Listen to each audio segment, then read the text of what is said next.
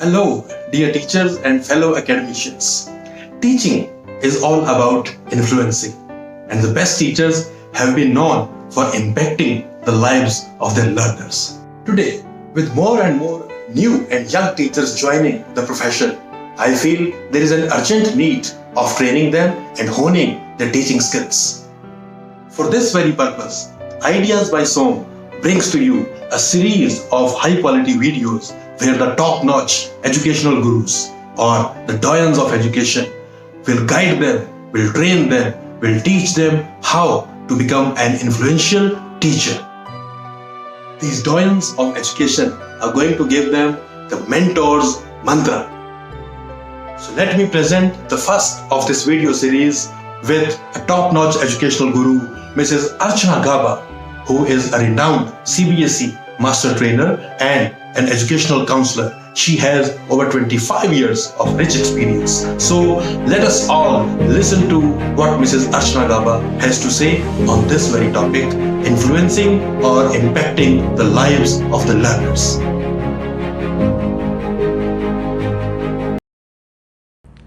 Hello everyone, this is Ideas by SOM and I am Archana Gaba. Today I'm going to talk about how to create your impact or how to increase your impact as a teacher. So though there is a lot that can be said about this, but I would rather focus on three main points which I believe are most important, and if you just keep those three in mind, you'll be able to be an impactful teacher. The first one that I would put all my stakes on is immersion. Immersion is, imagine that you are teaching swimming to your students. So if you are a coach, you cannot teach swimming by reading the book. You have to tell kid, make kid get into the water, and at the same time you have to get into water with them. If you are sitting on the fences, the learning experience can never happen. To make that kid the perfect swimmer, you have to get in. But at the same time, you cannot stay in with him every day, as long as the training goes. So that is how teaching is. Once you jump into the action, you participate in the struggles your student is, facing, and then slowly you help them, creating such capabilities, making them capable of solving their issues themselves and thus increasing their strength. So immerse yourself into teaching, connect with your students. Connect is so very important, and that happens with immersion only. For example, we Indians, we have so many spiritual gurus, right? Most of the people, have their religious gurus. But what happens is, most of the gurus, if you listen to them, they are telling the same thing. But still we want to believe or obey what our personally chosen guru tells us to do. So why does it happen? Because we have developed a connect with that person. So it's very, very important that to create an impact, you work on creating a connect first. Next that I want to say is, generally they say walk your talk. I would say before walking your talk, watch your talk. Because the general discourse that happens between you and the other teachers, or between you and the students, or for that matter between you and the parents at the PTM, decides a lot about in which light a student, a child sees himself. See, we teachers are our kids' first social contact and first relationship actually out of the family. They come to us and they are expected to trust in us from the very first day, unconditionally trust in us. So it's very important that we do not damage them as persons. We do not damage their self-esteem by saying something which can be very harmful for their psyche.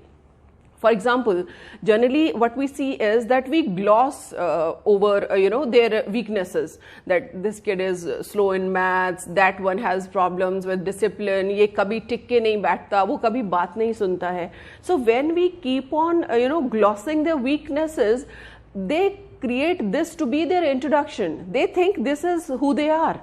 So I would rather say that why not we point out the good things about them, that you are really very good at creating excuses for not doing something. Let's use this creativity and create some solution for this problem, because this is the creative head of the class, let's say. So there are many other positive attitudes in every child, just like in every adult also. It depends what we want to focus on. And wherever your attention goes, it grows, trust me. So talk about the positive things, focus on the positive things, and strengthen the strengths.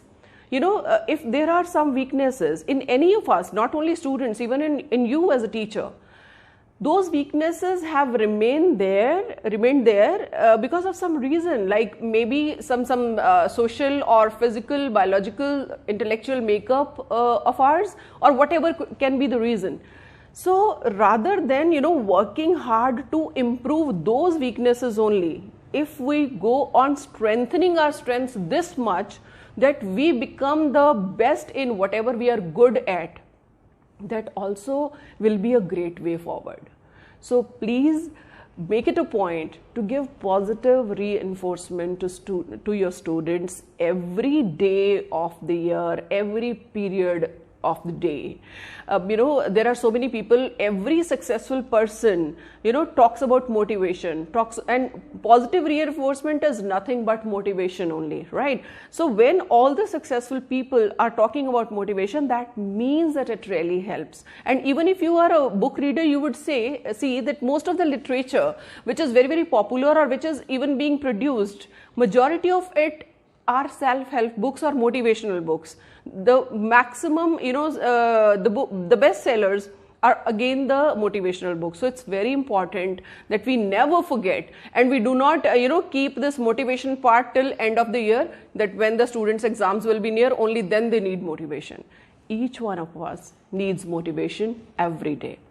I know it's not easy, because you cannot feel excited about every concept that you're going to teach them. Boredom sets in, frustration sets in. I totally understand, but fake it till you make it. I mean, at least show that you are excited, or create such activities, maybe a theater in class, a drama class, maybe some dancing. I remember I did a program at IIM Ahmedabad, and we were taught to weave a concept into a dance form.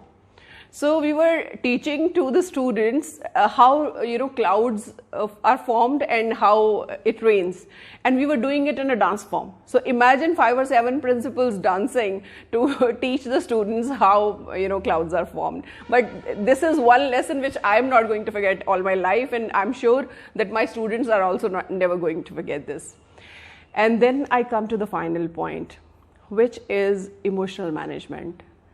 We as teachers, though I believe every adult, but still as teachers, we need to be very, very, very good at emotional management. I would say again, I totally understand that we feel angry sometimes.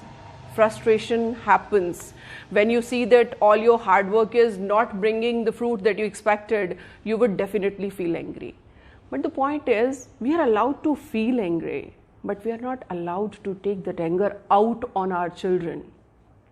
That is where we lose all the impact that we had created till that point.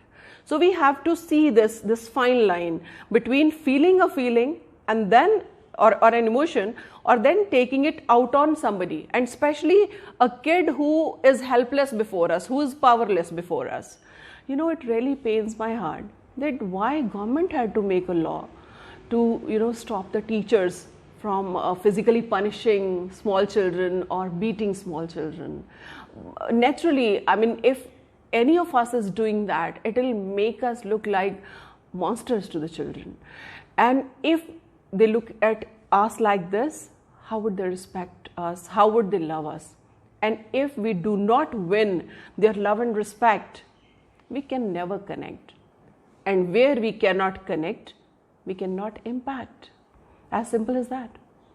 So I want to conclude this talk with very beautiful lines by Gijubai. And before I read those lines, I want to suggest you read the book Diva Swapn by Gijubai, who this book was in Gujarati, but it has been translated in most major languages of the world.